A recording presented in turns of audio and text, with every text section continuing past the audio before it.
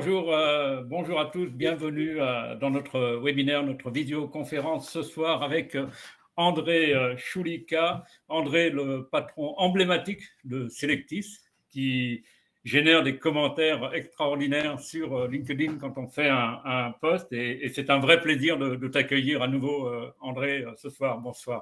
Merci Jacques Bernard, bonjour tout le monde, je suis ravi d'être là, merci de m'inviter. Bien.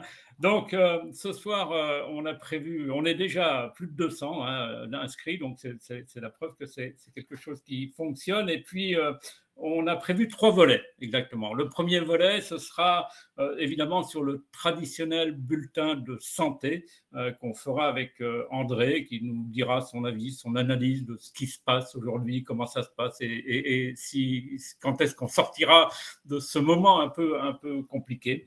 Le second volet me semble intéressant aussi, ça portera sur le Nasdaq. Alors le Nasdaq, est-ce que tout le monde mérite d'y être? Comment il faut faire pour y être, pour avoir un bon retour sur le Nasdaq? Combien il faut investir? Comment il faut s'engager? Et ça, c'est vraiment un retour de terrain, d'une expérience dans la durée que pourra nous transmettre André. Et le troisième volet, évidemment, vous l'avez tous compris, portera sur l'actualité de Selectis. Elle est riche, elle est dense. Il y a beaucoup de choses à annoncer. Voilà un peu ce dont on va parler. Alors, pour ceux qui ne nous connaissent pas et qui reviendraient pour la première fois, on pratique l'exercice suivant, c'est-à-dire il y a 20 minutes de questions-réponses entre André et moi, entre moi et André, et puis par la suite, il y a 20 minutes de questions-réponses de la salle. Mais si vous voulez vous poser vos questions entre-temps, évidemment, elles sont toujours les bienvenues. Vous pouvez intervenir à n'importe quel moment, les posez par écrit dans le chat et je les reformulerai. Voilà, tout est dit. Maintenant, on attaque le générique par le bulletin de santé de la biotech. Alors, c'est pas un moment très heureux pour beaucoup de biotech. On en parle assez souvent. André, ton point de vue, qu'est-ce qui se passe? Comment ça se passe, l'analyse globale, comment tu vois évoluer les choses? Mon point de vue, il est relativement simple, il suffit de regarder ce qui se passe aujourd'hui sur les marchés dans le secteur des biotechnologies et de remonter dans le temps, depuis quand c'est en train de se passer ça. Et en fait, le tout s'est déclenché, en fait, c'est-à-dire le marché a commencé à dévisser un tout petit peu au mi-décembre 2020. C'est-à-dire qu'on va être bientôt à 24 mois d'affilée de marché qui dévissent dans ce domaine-là. C'est, je pense, sur les 2 dernières décennies, c'est quelque chose que l'on a vu. C'est peut-être post-bulle génomique pour ceux qui étaient là à cette époque-là. Donc, il y a eu la bulle génomique au début, à la fin des années 90 et au début des années 2000. Il y a eu en fait une sorte de période qui était une sorte de période de glaciation ou d'hiver nucléaire dans le secteur des biotechnologies qui a été extrêmement compliqué à gérer. Et j'espère qu'on n'est pas dans cette période-là. Alors, qu'est-ce qui s'est passé? C'est très, très difficile à analyser les tenants et les aboutissants. Premièrement, je pense avoir aucune compétence dans ce domaine-là. Évidemment, il y a eu toute une période qui était une période extrêmement florissante qui remonte à cet avènement de la crise du Covid-19 et de l'avènement de ces vaccins ARN messagers qui sont arrivés extrêmement vite avec des performances qui étaient affichées, qui étaient extrêmement, extrêmement prometteuses. Et ensuite, il y a eu à la fin de 2020 une sorte de retournement de situation qui s'est passé. Et depuis, on a en fait, on se dit ça va rebondir, ça va rebondir, ça va rebondir, ça va rebondir, ça va rebondir. Et puis au bout d'un an, on va se dire bon, l'année prochaine ça va être mieux. Puis en juin, on va se dire bon, au moment post-Labor Day, qui est le début de septembre, ça va aller mieux. Et là, maintenant qu'on commence à discuter un tout petit peu avec les personnes, les analystes dans le secteur, essentiellement les analystes sell-side ou même les analystes buy-side, donc c'est-à-dire côté investisseur ou côté banque, et ben, les gens ont petite difficulté à savoir quelle va être l'échéance de ça. Alors évidemment, moi, j'ai pas de boule de cristal et je n'en sais strictement rien. Je suis pas du tout un pro des prédictions ou quoi que ce soit, mais il semblerait que 2023, pas mal de personnes commencent déjà presque à faire des write-off dessus. Alors j'espère que c'est faux, mais en se disant, bon, on commence à déjà regarder 2024. Alors, j'étais la semaine dernière à la conférence Jefferies à Londres. Et cette conférence Jefferies est extrêmement intéressante parce que je pense que c'est une des plus grosses conférences sur le sol européen.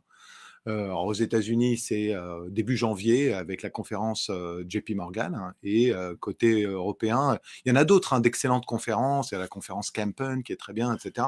La conférence Jefferies, en fait, il y a énormément de gens. Et c'est la première fois qu'il y a une reprise après toute cette crise Covid. L'année dernière, ça avait repris en personne. Et il y avait relativement peu de monde. Et cette année, ça a été vraiment, c'est-à-dire c'était assez dense.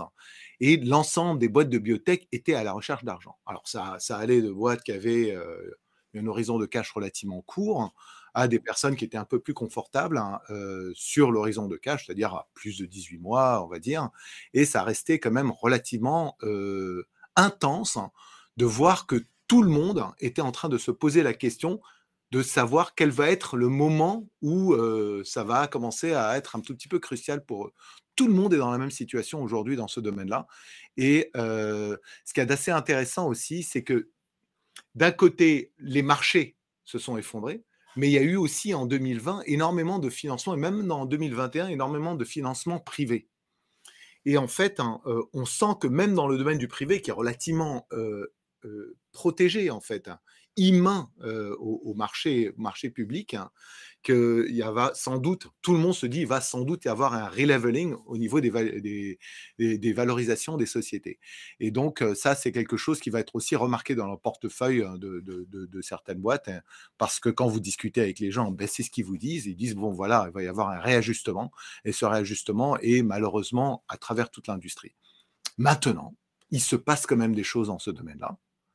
C'est-à-dire qu'on voit quand même des transactions, des tours de table, il y a eu quelques IPO. Alors on dit, bon, c'est des trucs au Nasdaq, hein, c'est des inside deals qui sont essentiellement faits avec les investisseurs qui ont investi en privé, qui remettent après au pot, avec des trucs qui sont complètement verrouillés et serrés de part et d'autre.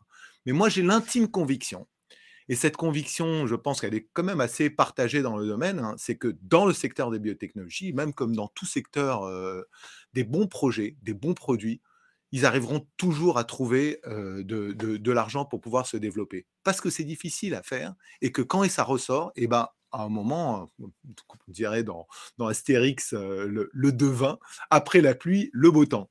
Et donc, il faut savoir atteindre le beau temps, il faut avoir de bons produits. Et je pense que ces produits-là permettront d'avoir des drivers et même de pouvoir trouver de l'argent. Peut-être pas dans les meilleures conditions, mais potentiellement, oui. Bien. Alors, dans ce moment qui est un peu complexe, les relations avec les industriels, tu en as quand même pas mal. Est-ce elles se sont modifiées? Comment ça évolue? Est-ce qu'il y a, tout le monde s'attache ou pas? Comment ça se passe? Avec les industriels. Oui, Alors, c'est-à-dire avec d'autres, des sociétés pharmaceutiques, etc. Bah, oui, voilà. globalement, c'est-à-dire tout le monde est focalisé sur le développement de ses produits. C'est-à-dire nous, on a une série de partenariats dans le domaine et je le vois aussi avec d'autres sociétés. En général, l'exécution continue. Alors, le truc qui est particulier avec les industriels, alors, les big pharma, on va dire, c'est que le secteur du M&A a quasiment disparu quoi, sur ces 2 Mmh. dernières années. On voit en fait le nombre de transactions M&A, alors en nombre de transactions et aussi en montant en dollars, baisser sur 2021 et 2022 encore pire. On se disait, bon, c'est-à-dire les valorisations ont baissé, c'était exagéré en 2019-2020, etc.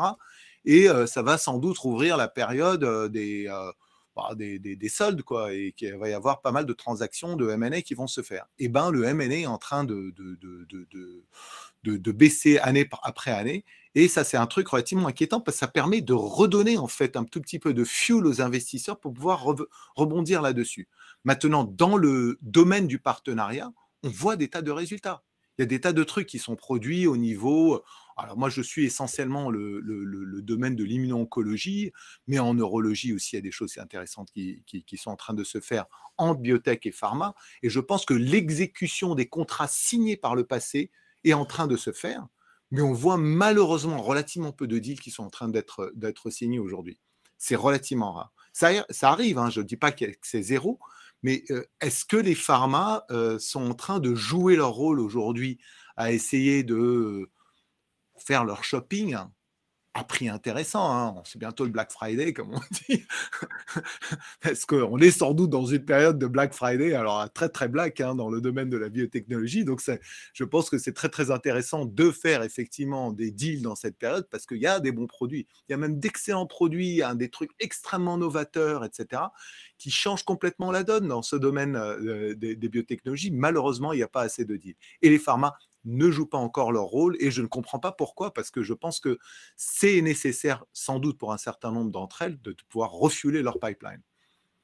Et d'autant plus que le patent cliff, comme on le dit, se rapproche à grands pas. Hein. C'est dans 2-3 ans maximum qu'on va avoir les grosses chutes. Alors oui, il y a certains gros produits qui sont dans les 2-3 ans qui vont sortir. Alors ça dépend des pharma. Il y en a certains qui ont un pipeline relativement plein et d'autres qui ont effectivement certains produits phares, des blockbusters qui vont sortir de la période de couverture des brevets, d'où ce patent cliff. Hein, en revanche, hein, oui, je trouve que c'est assez intéressant qu'il y ait relativement peu de réactions. Ce qu'il y avait d'intéressant à Jefferies aussi, alors bon, c'est-à-dire je suis relativement depuis assez longtemps dans ce secteur-là, je connais assez bien les boîtes, il y avait un nombre impressionnant, moi j'ai trouvé, de sociétés que je ne connaissais pas, dont je n'avais jamais entendu parler. Je pense que même un fort pourcentage de sociétés que je ne connaissais pas, et c'était très intéressant. Alors je suis allé écouter alors parfois j'avais des trous, je suis allé écouter des présentations, il y a des trucs incroyable qui se passe, avec effectivement des produits, de l'innovation, vraiment de l'innovation, de rupture radicale dans ce domaine-là.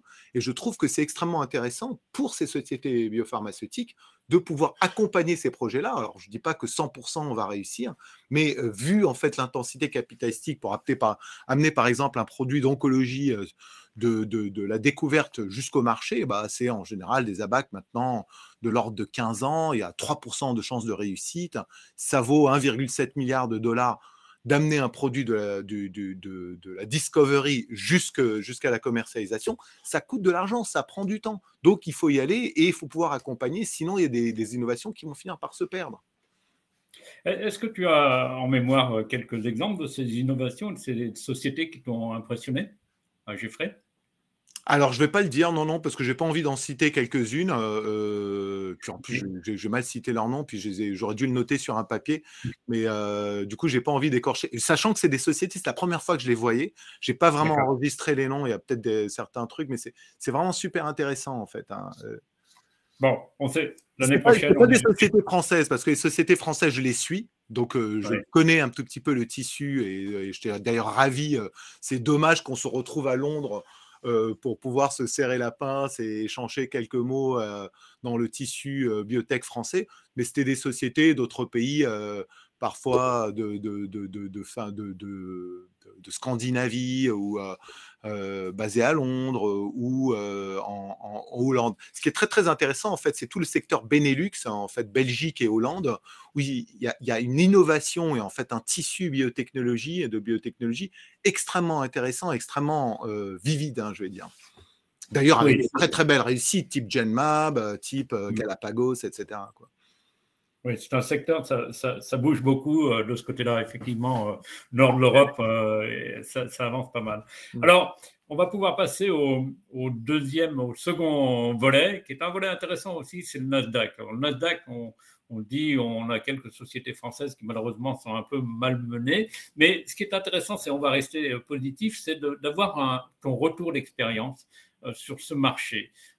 C'est-à-dire à peu près nous remonter qu'est-ce qui fait qu'on mérite d'y être ou pas, qu'est-ce qu'il faut faire, effectivement, l'engagement que ça demande, parce que ce n'est pas quelque chose de neutre, hein, ça engage le CEO de l'entreprise à vraiment soutenir sa valeur, à aller défendre sa valeur. Voilà, tout ce retour d'expérience nous intéresse. Comment tu peux nous relater ce retour d'expérience?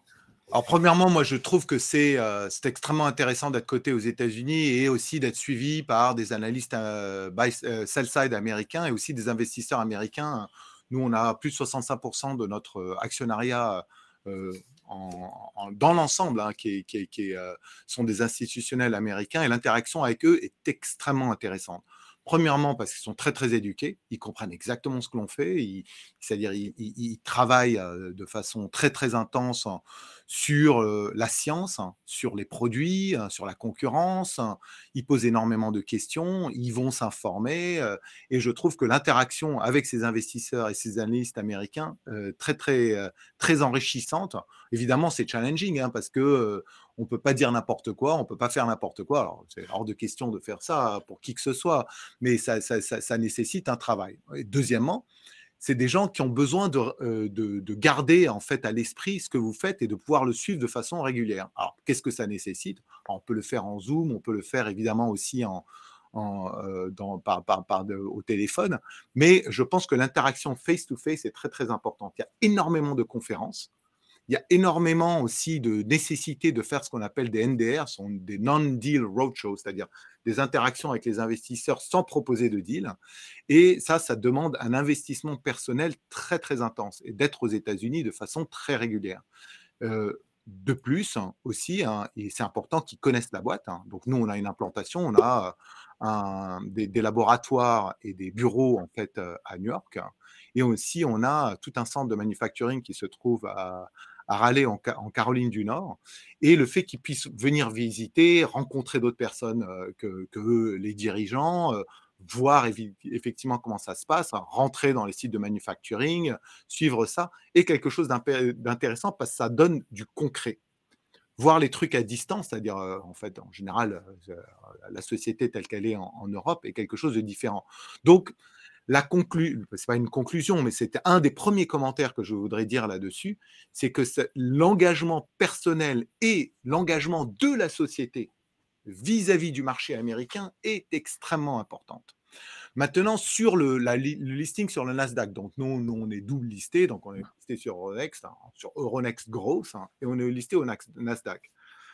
Ça demande effectivement des nécessités de reporting assez compliquées, mais une des particularités aussi, c'est le temps de cotation de la société. Ça démarre à 9 heures, heure de Paris, et ça se termine à 10 heures du soir, heure de Paris, c'est-à-dire à 4 heures de l'après-midi quand le Nasdaq ferme.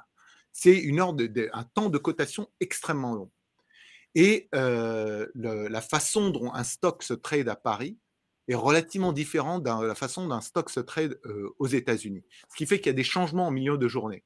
Et ça, alors, si c'est-à-dire en général, ça relativement mou, je dirais, le matin, au moment où ça se cote dans Paris. Et puis après, quand les États-Unis ouvrent, où ça monte, où ça s'accélère à la descente. S'il y a une montée au moment, et avec un closing qui est remonté, en général, il y a une sorte de réconciliation en fin de journée et ça rouvre avec un stock qui est relativement haut avec des gens qui vendent. Et si ça ferme en bear, c'est-à-dire on finit dans le rouge, hein, en général, ça ouvre dans le rouge encore plus et ça accélère le mouvement. Ce qui fait qu'il y a une sorte de tampon à la montée et une accélération à la descente. Et ça, on le voit quasiment sur tous les stocks double cotés et ça a malheureusement induit certains types de trading qui sont des tradings de robots, en fait, sur ce qu'on appelle des algorithmes, hein, qui viennent sur le stock. Et ça, c'est pas génial. Et le double listing, hein, bon, je connais pas une seule boîte double listée qui est super contente du double listing et qui se dit, bon, ça serait pas mieux peut-être de garder un listing, i.e. le Nasdaq, hein, ou l'endroit où vous avez le plus de volume. Donc ce genre de discussion, c'est un truc à débattre, hein. Donc nous, on en débat énormément en interne. Je pense que j'en ai pas mal débattu aussi avec d'autres sociétés qui sont double cotées. Maintenant, être en fait une société française, domestiquée en France, et être cotée sur le Nasdaq, que sur le Nasdaq, ça pose problème, hein, parce qu'il y a une sorte de vide juridique sur le squeeze out. C'est-à-dire si vous êtes racheté, même si quelqu'un détient encore une action et qui ne veut pas la vendre, bah, vous gardez la société vivante. Donc, ça peut être relativement compliqué. Donc, on est obligé de tenir les assemblées générales, etc. Si vous êtes que sur le Nasdaq, le squeeze-out, il est de 50%. Donc, en dessous de 50, bah, ça provoque un squeeze-out des autres actionnaires. Et si vous êtes sur Euronext Growth, hein, je pense que c'est 5%. Je ne sais pas exactement sur Olis, ce n'est pas 10%.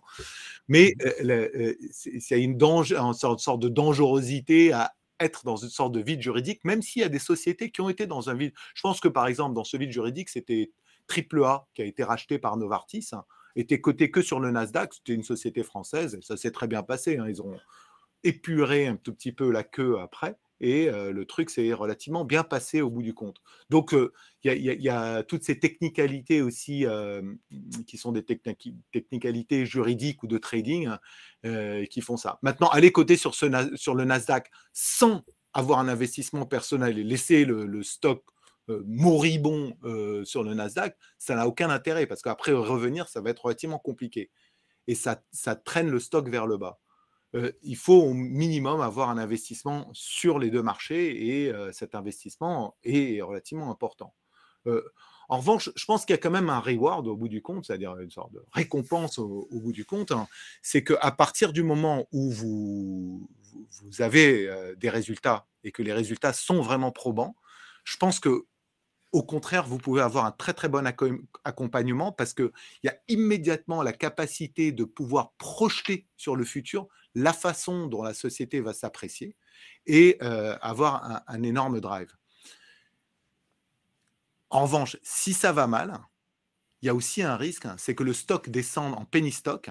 Et là, vous avez des alarmes qui s'allument et il y a un délai, je pense, de 180 jours pour pouvoir résoudre ça. Sinon, on est obligé de soit faire un reverse stock split, hein, soit effectivement le Nasdaq demande à ce que la société se déliste. Et là, tout l'investissement qui a été fait, qui est quand même relativement important, avec tous les coûts induits par la cotation au Nasdaq, hein, qui peuvent effectivement avoir une sorte de retour relativement mauvais sur l'investissement au bout du compte. Si on parle justement, c'est intéressant de parler de ces coûts, si on compare les coûts Nasdaq, coûts Euronext, on est dans quelle fourchette et quelle différence? Alors, les coûts, c'est de l'ordre de... C'est plutôt du x4 quoi, par rapport le Euronext versus Nasdaq. Ce qui est d'assez compliqué aussi, c'est les assurances. Alors, je pense que toutes les sociétés double listées ont des problèmes effectivement d'assurance. Et les assurances coûtent extrêmement cher. Uniquement pour les sociétés double listées aussi, parce qu'il y a toujours des risques de class action aux États-Unis. Dès qu'il y a un moindre mouvement, un rachat ou quoi que ce soit, ça peut provoquer des actions de classe qui peuvent coûter relativement cher et pouvoir couvrir ça. Donc, le problème des assurances reste un problème extrêmement cher. C'est beaucoup plus cher que la cotation elle-même, au bout du compte, par an. Bien. Eh bien, c'est le deuxième volet est bouclé. Alors, il est 19h23. Vous pouvez poser vos questions. J'en vois une, mais qui porte sur les actions propres de Selectis. Je ne pense pas que ce soit le lieu. On fera ça. Il y a un truc assez intéressant, Jacques Bernard. Oui, alors. La différence entre la cotation aux États-Unis et la cotation en Europe. Ouais. Et ça, c'est un truc que j'ai vécu depuis 2000, même avant 2015. La différence quand vous discutez avec des investisseurs américains, alors, avec les 2 ans de bear market, c'est que si quelqu'un investit chez vous, un investisseur américain, en particulier les institutionnels, investissent chez vous et que effectivement le stock descend, il va s'en vouloir à lui en se disant « Ah, j'aurais pas dû acheter ce stock-là ». Et il va se taper sur la tête en disant merde alors, il a fait moins 50 ou moins 95 ou moins X%, et il s'en voudra d'avoir fait cet investissement. Il se dit j'aurais dû venir plus tard, j'aurais dû faire ceci, j'aurais dû faire cela. En Europe, en général, on en veut à la personne chez qui on a acheté. Donc c'est ce différentiel-là qui fait les choses aussi, qui est assez intéressant. C'est je m'en veux à moi d'avoir fait quelque chose versus j'en veux à la société à qui j'ai acheté le stock. Bien, alors Samy Bouantoun, que tu connais très certainement, a une petite question puisqu'il part, il part à Boston pour une Série A. Il nous demande pour s'installer sur le hub américain. Je vous entends parler du Nasdaq et de la bourse, mais qu'en est-il des levées en Série A entre 25 et 50 millions de dollars? On trouve de tout, hein. On trouve de tout comme type de levée. Je ne suis pas sûr de comprendre. Je trouve que si on peut faire énormément de choses avec 25 millions de dollars. On peut faire encore plus le double de choses avec 50 millions de dollars. Hein. Comme on peut gaspiller cet argent bêtement, hein, ça c'est clair, hein, c'est tout à fait possible. Mais je pense que toute société qui a la capacité de pouvoir lever aujourd'hui doit pouvoir le faire, en particulier une série A de 25 millions. Je trouve que dans le contexte actuel, c'est un énorme succès. un énorme Ouais. succès. Ça permet de tenir peut-être à travers l'année 2023 et dans l'année 2024 un tout petit peu et de pouvoir faire une série B qui, en faisant des choses magnifiques, hein, et faire une série B superbe. Et je pense que si c'est fait avec des investisseurs américains, les investisseurs américains, ils ont tout un principe de suivre leur société et de pouvoir apporter au cours de la série B peut-être un crossover, plus d'investisseurs pour pouvoir effectivement avoir le prochain tour sera probablement à 100 ou 150 millions. Donc, il faut y aller, Joseph. Ouais. Et Samy précise sa question en demandant si la crise est la même des deux côtés de l'Atlantique. Ah oui, oui, c'est pareil, hein. C'est d'ailleurs, en fait, on le voit, bah, non seulement, mais pas que dans le secteur biotech, hein. Je ne sais pas si vous avez vu les plans de licenciement dans le domaine des GAFA, mais dans le domaine des, c'est-à-dire pour ceux qui lisent la presse américaine, type Endpoint News, etc., il y a quasiment un plan de licenciement par jour et des boîtes qui ferment. Je ne sais pas, il y avait un listing de toutes les sociétés qui avaient fermé. C'est très, très difficile. Ce qui est assez intéressant, c'est que les sociétés en Europe, en particulier en France, sont plus protégées. Donc, on voit plus de sociétés qui sont, c'est-à-dire qui ont pignon sur rue depuis plusieurs décennies en France sans que ça bouge, hein. Tandis qu'aux États-Unis, je pense que le nettoyage est beaucoup plus brutal et beaucoup plus rapide.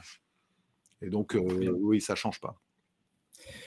Compte tenu de votre expérience en bourse, vous conseillez les gens à y aller et quels sont les prérequis? Alors, est-ce qu'il faut y aller systématiquement et à partir de quand finalement? Non, je pense que non. En fait, malheureusement, il y a beaucoup de personnes tentent une introduction en bourse quand on a épuisé toutes les solutions de trouver de l'argent en privé, hein, tandis qu'on est encore très très très loin d'un essai clinique ou du marché.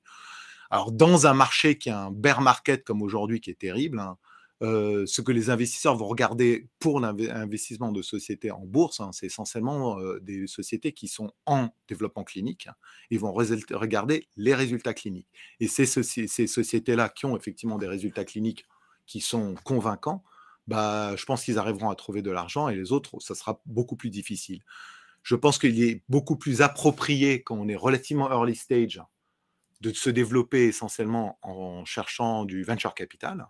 Et à partir du moment où on est aux portes du clinique, ou même qu'on a déposé en fait la première demande d'essai clinique et qu'on commence à enrôler des patients dans son essai clinique, hein, là, ça fait beaucoup plus du sens, surtout si effectivement on commence à voir quelque chose ou que le début de l'essai est prometteur.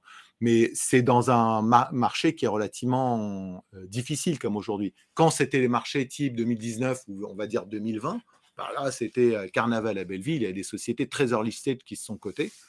Et après, quand on a dépensé tout l'argent et qu'il faut revenir vers les marchés et qu'on n'a pas effectivement de données cliniques, ça devient un tout petit peu plus compliqué. Maintenant, il y a des sociétés qui sont des sociétés d'outils et qui vont jamais aller en essai clinique. Bah ça, c'est un marché un tout petit peu différent et qui peut effectivement avoir du rebond, mais il faut effectivement des performances et moins des appareillages et puis des prises de marché.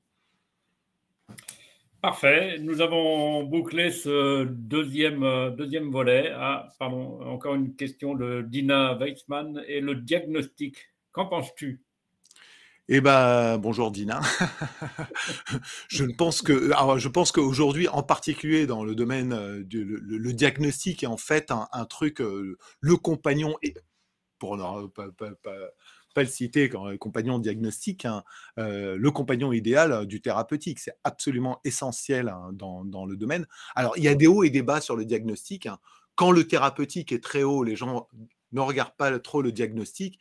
En revanche, quand le thérapeutique commence à avoir plein de setbacks, hein, que l'on ne voit pas encore dans ce domaine-là, il y en a un tout petit peu, mais c'est moins intense, le diagnostic ou en général le device, hein, sont moins regardés. Donc c'est vraiment une sorte d'équilibre qui se fait entre le thérapeutique pur jus et diagnostic device en général. Hein. Mais je pense que le diagnostic est l'outil indispensable du développement du thérapeutique en général. Et c'est des compagnons, c'est pour ça qu'on appelle des compagnons diagnostiques. Je pense que le médicament aussi est le compagnon du diagnostic et du patient au bout du compte. On voit bien cette expérience chez Inotrem, entre le compagnon du diagnostic et l'ensemble du développement de la boîte. Absolument, absolument et c'est-à-dire plus on va rentrer dans la sophistication et dans ce qu'on appelle la médecine de précision, c'est le diagnostic deviendra de plus en plus, indispensable et indissociable quasiment du développement thérapeutique. Donc c'est quelque chose qui est très fort en fait et qui ne changera pas, au contraire. Bon, Dina, c'est bon, vous pouvez y aller, il faut continuer. Parfait. Absolument. Alors, Mmh. on passe au troisième volet et là, on aborde l'actualité de Selectis. Il y a beaucoup de choses qui se passent. Il y a eu le passage à la SITC très récemment. Mmh. Est-ce que tu peux nous faire un point de l'actualité générale et des tendances que tu as remarquées au fil de l'eau? Alors, l'actualité générale, on a une actualité assez intéressante et prochaine, hein, en particulier, l'American Society of Hematology qui se passe à la Nouvelle-Orléans où, qui est en fait le rendez-vous, de toutes les maladies hématologiques, hein. C'est le grand rendez-vous mondial, hein. Selectis a un poster qui présentera sur un de nos produits qui s'appelle, CS1, ou UCART CS1 que l'on développe en myélome multiple, hein, qui sont des données extrêmement intéressantes en fait de combinaison de ce produit-là avec d'autres, hein, que j'invite tous les gens qui vont participer ou qui viendront en ligne à venir regarder ce poster. Mais le point principal, essentiellement, une présentation orale. Donc c'est relativement rare d'obtenir des présentations orales à l'H, hein, et Selectis a une présentation orale sur un des produits que l'on développe qui s'appelle UCART 123. UCART 123 que l'on développe en leucémie myéloïde aiguë. Alors, la leucémie myéloïde aiguë est une maladie extrêmement difficile à traiter, hein. Ça a été très, très compliqué pour énormément de produits, ce qu'on appelle en fait une sorte de cimetière pour beaucoup de produits.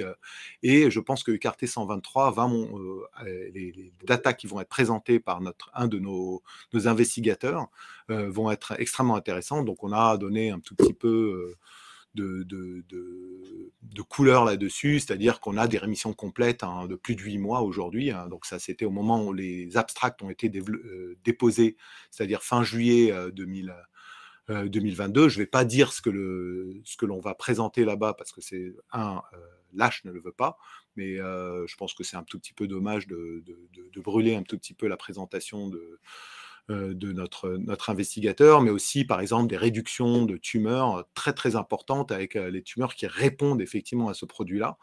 Je pense que la cible CD123 est une cible extrêmement intéressante et le produit écarté 123 et l'utilisation dans un quarté de CD123 est l'utilisation absolument appropriée. Alors évidemment, toujours un tout petit peu compliqué de pouvoir trouver la bonne dose, la bonne fenêtre thérapeutique, hein, sur l'écarté, mais je pense que Selectis est sur une très très belle passe là-dessus et la leucémie myéloïde aiguë n'a qu'à bien se tenir.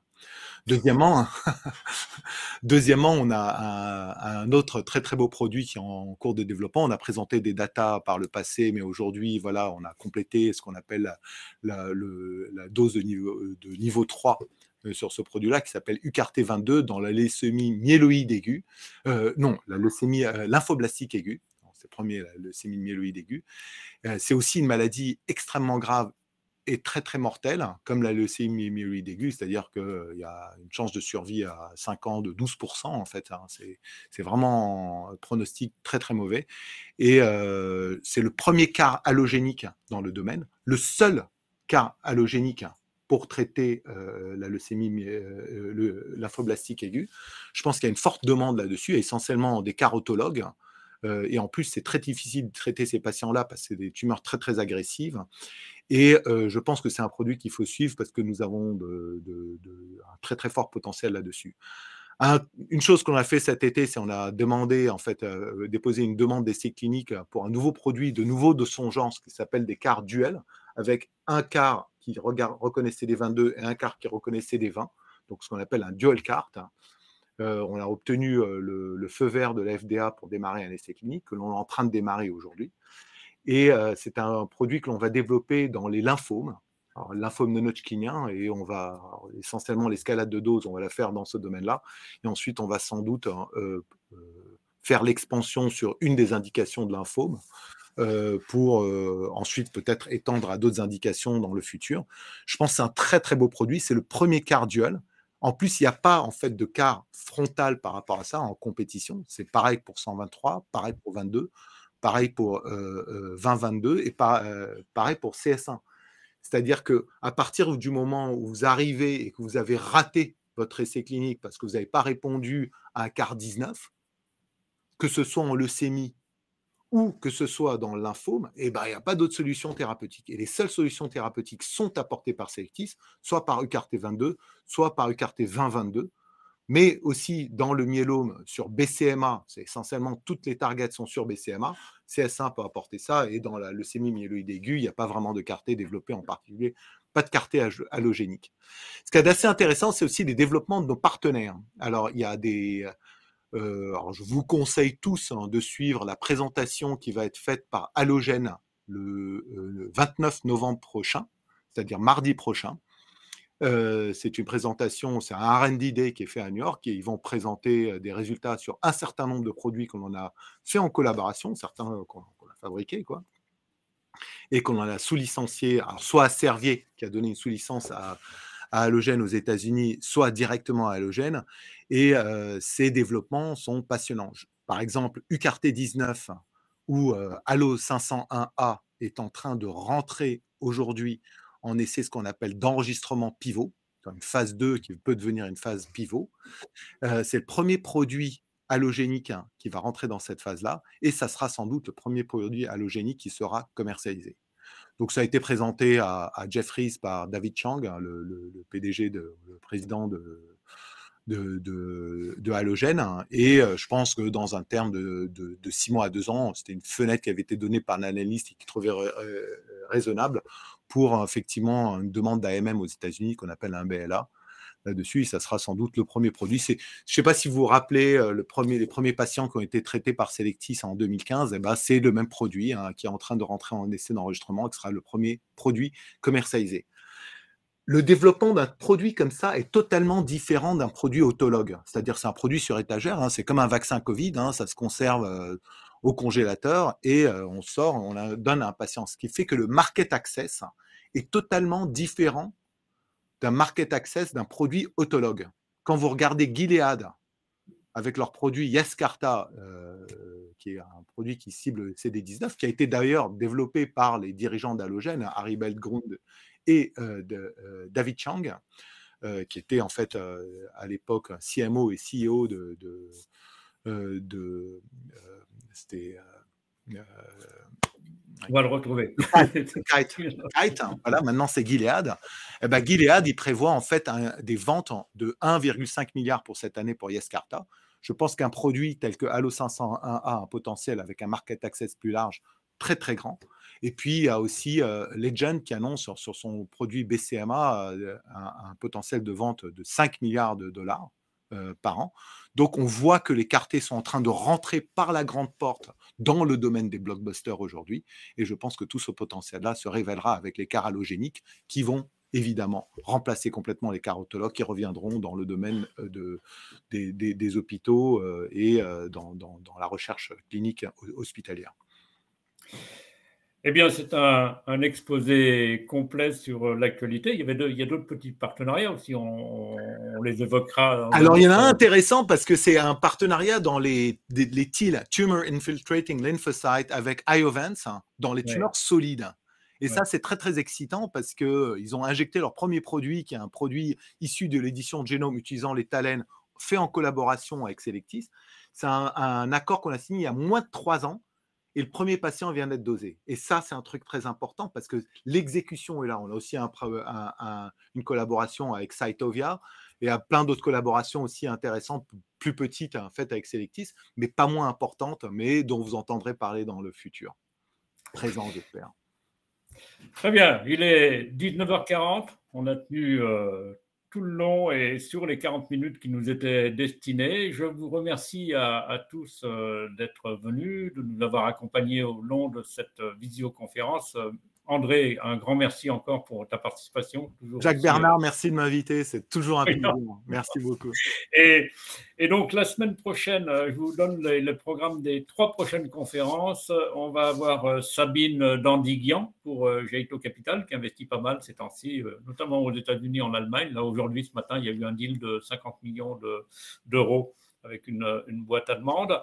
La semaine suivante, ce sera avec, ou plutôt début décembre, ce sera avec Antoine Papierny, que vous connaissez bien maintenant, qui revient assez fréquemment, Sophie Nova, le président et puis managing partner. Et puis on terminera avec Frédéric Braque, qui lui est dans l'imagerie médicale avec Médian Technologies et qui viendra finir le cycle de l'année 2022 avec nous. Voilà, merci encore pour votre participation. Merci à tous. Merci encore André et à très bientôt. Merci Jacques. Au revoir.